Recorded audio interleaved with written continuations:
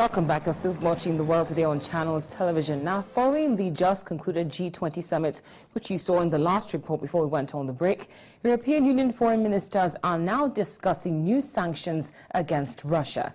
The action which triggered this move occurred yesterday when pro-Moscow rebels killed at least 9 Ukrainians in fresh clashes. EU foreign policy chief said to help reform Ukraine would also be on the agenda. Russia's President Vladimir Putin was criticized by Western leaders at the G20 summit in Australia. And he told German TV both sides in Ukraine were to blame. More than 4,000 people have died in the conflict in eastern Ukraine, and the latest were 6 soldiers and 3 policemen killed in separate incidents over a period of 24 hours. We will discuss about what is the best option today for reacting to the so-called elections of the 2nd of November that we said all are illegal and illegitimate and might require some reaction from the European Union side. We will have an open discussion about that. But as I said, sanctions in themselves are not a target, are not an objective. They can be an instrument if they come together with other measures. And I think it's time that the European Union and the ministers concentrate also on the other issues that we have to build for having a complete strategy. We'll discuss, but as you said, targeted measures against individuals, it's a must, I believe, because they're working, they have effect in spite of some denials, but this is really something we really can make a difference.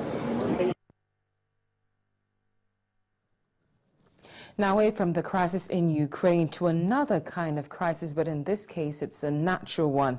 At least 4 people have been killed in landslides in southern Switzerland and northern Italy following days of heavy rain. 2 women died when a wall of mud destroyed a house near the Swiss town of Lugano yesterday. Over the border, a pensioner and his granddaughter were killed when a mudslide engulfed their home. Sadly, the worst might not be over as the heavy rain is expected to continue across the region, and both countries have issued major flood alerts. The levels of Lakes Lugano and Maggiore seen below right there are already dangerously high. To health matters now, unfortunately, a surgeon from Sierra Leone who was being treated for Ebola in the United States has died. Martin Salia, who has U.S. residency and was married to an American, arrived for treatment in Nebraska on Saturday. But just this morning, the Nebraska Medical Center said the 44-year-old had died, and he is the second person to die from the virus in the United States. Still talking Ebola, but we shift our attention now to Mali. According to global health authorities, the country has to prepare for a second Ebola outbreak that could be larger and more threatening than the first. The nation is trying to trace more than 400 people who came into contact with confirmed and probable Ebola patients. Officials say at least 4 Ebola cases have been confirmed and 2 others, an imam from Guinea and his nurse, are suspected to have died from the deadly virus.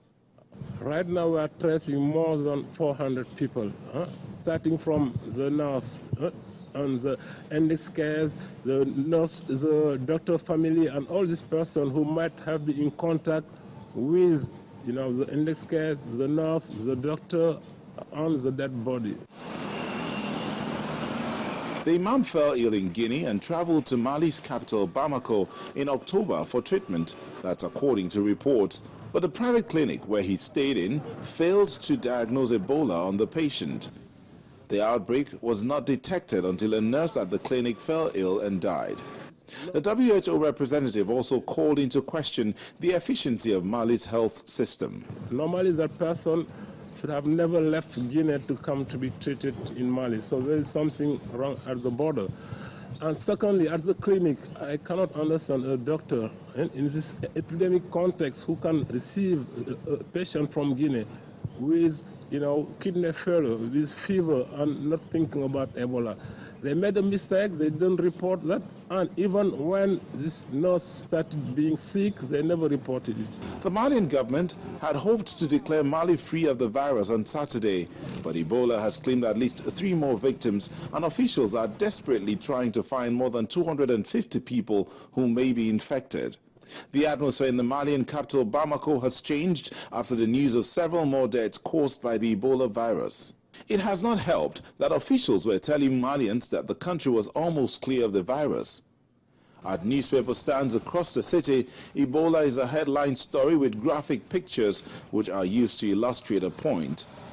Now the authorities have shut down the clinic and quarantined several other locations, including 1 or 2 other clinics the imam had visited, a mosque in Bamako where his body was washed for burial, and the residence of his nurse.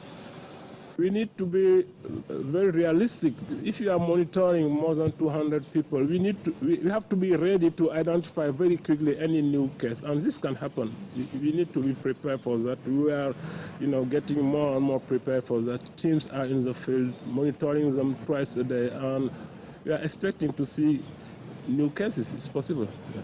The Malian Health Ministry is calling for calm and has vowed to strengthen controls along the border with Guinea from where the Ebola virus crossed into Mali. Still talking health, the European Commission is discussing measures to contain a highly contagious spread of bird flu, which was discovered at a poultry farm in the Netherlands. The measures being taken will include killing all contaminated animals and the cleaning of their holding areas, as H5N8 could potentially affect humans. Authorities have certainly hit the ground running, as they have already begun destroying 150,000 hens at the infected farm in the village of Heckendorf. In addition to that, the authorities have imposed a 3-day nationwide ban on the transportation of poultry and eggs.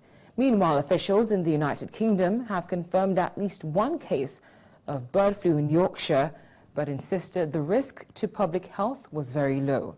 The strain has not been confirmed, but the deadly H5N1 form, which can infect humans, has been ruled out by the officials.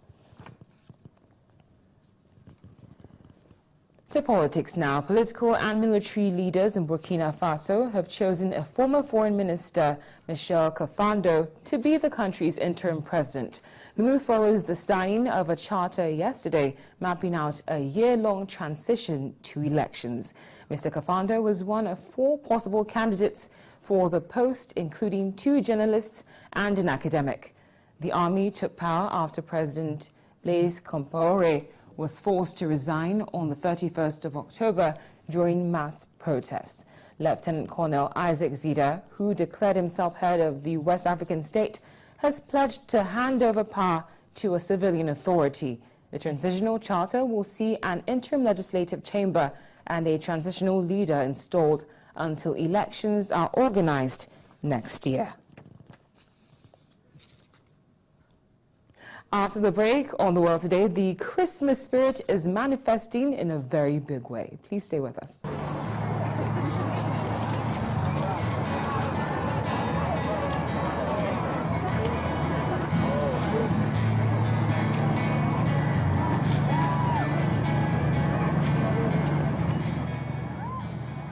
Might be November, but Christmas celebrations have officially kicked off in many parts of the world, including Nashville, when famed hotel Gaylord Opryland turned on its holiday lights. Nearly 2 million Christmas